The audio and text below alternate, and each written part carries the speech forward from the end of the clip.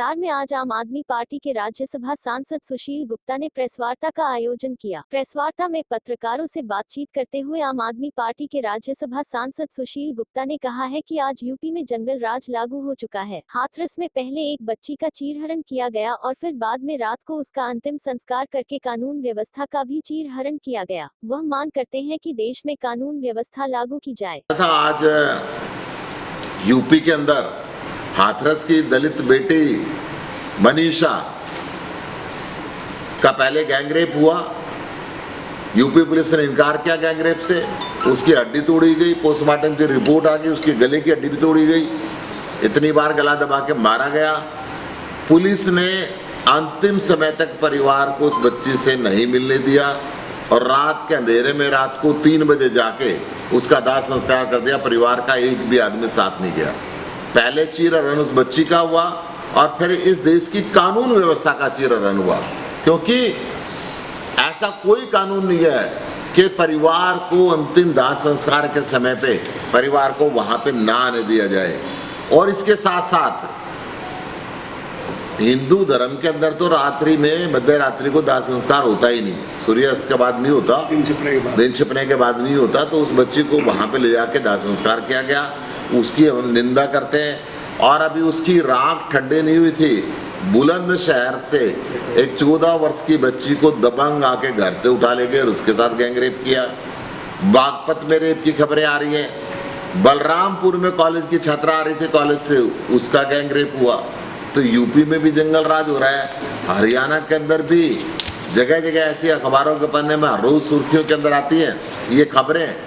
तो देश के किसान पे, देश के जवान पे और देश की बच्चियों पे ध्यान दे सरकार, और सरकार को इस काले कानून को बदले। वहीं कृषि सुधार कानूनों पर उन्होंने कहा कि देश में कृषि सुधार कानून बनाकर सरकार ने किसानों की मौत के फरमान पर साइन किया है। ये तीनों काले कानून अलोकतांत्रिक व असंवैधानिक तरीके से बनाए गए हैं। भाजपा अपने उद्योगपति मित्रों को फायदा पहुंचाने के लिए ये 3 कानून लेकर आई है। उन्होंने खुलासा करते हुए कहा कि फसल देश में कहीं भी बेचने के मामले में सरकार किसानों को गुमराह कर रही है। किसान पहले भी पूरे देश में कहीं भी फसल बेच सकता था, लेकिन वो मंडी केवल इसलिए जाता था क्योंकि मंडी में उसे एमएसपी मिल जाता था। ये जो 3 काले कानून बने हैं असंवैधानिक तरीके से बने हैं। राज्यसभा के अंदर सांसदों ने वोट की डिमांड की, वोट की डिमांड के बावजूद भी इस पे मत विभाजन नहीं करा गया, पूरी धक्केशाही से बने। मैं कहता हूँ ये जो कानून बने किसान की मौत की फरमान पे साइन किए हैं सरकार ने। मैं आप लोगों के माध्यम से सरकार से पूछना भी चाहता हूँ कि अध्यादेश जब लाया जाता है, देश के अंदर किसी किस्म की इमरजेंसी होती है तो अध्यादेश आता है, संसद सत्र में नहीं होती, और ऐसा कि बड़ा भारी नुकसान हो जाएगा उसके लिए अध्यादेश लाया जाता है। ये 3 अध्यादेश लाने की क्या जरूरत थी? और अध्यादेश अगर आप ले आए, अध्यादेश का पहले दिन से पूरे देश में किसान विरोध कर रहे हैं, तो आपने किसानों से बात किए बिना इतनी जल्दबाजी में उसको कानून की शेप के अंदर संसद में क्यों लाए? और संसद के अंदर जब 17 के 17 विपक्षी दल इसका विरोध कर रहे थे और वोटिंग की मांग की जा रही थी, तो आपने बिना वोटिंग के अलोकतांत्रिक तरीके से इसको पास क्यों कराया? देश के किसानों से इस पर राय मशवरा आपने ली नहीं, देश के सांसदों से आपने इसके अंदर पूछा नहीं, और सरकार ने जबरदस्ती सभी मर्यादाओं के त्याग पे रख के ध्वनिमत से इसको पारित कर दिया।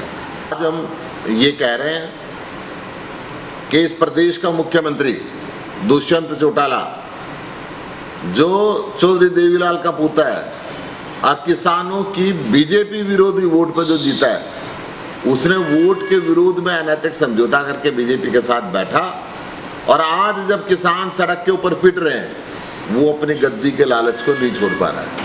हमारी ये मांग भी है कि दुष्यंत चौटाला को तुरंत, अगर वो किसानों का हितैषी अपने आप को समझते हैं, तो तुरंत इस्तीफा दे देना चाहिए सरकार से और किसानों के साथ आके खड़ा होना चाहिए ताकि उनको एमएसपी मिल सके, और इनके आंदोलन का समर्थन करना चाहिए ताकि इस काले कानून का विरोध करके इसमें सुधार हो सके। आम आदमी पार्टी पहले भी किसानों के साथ थी, आज भी है और हमेशा रहेगी। गुप्ता ने कहा कि सरकार के इन तीनों कानूनों से मंडी सिस्टम धीरे धीरे खत्म हो जाएगा और मंडियों के कारण अपना जीवन यापन कर रहे लाखों परिवार भी सड़कों पर आ जाएंगे। उन्होंने कहा कि सरकार तो अब भी एमएसपी पर पूरी फसल नहीं खरीद रही। जब प्रधानमंत्री व अन्य नेता कह रहे हैं कि फसल एमएसपी पर खरीदी जाएगी तो इसे लिखित में क्यों नहीं लाया जा रहा। Bureau report, news 20 Haryana.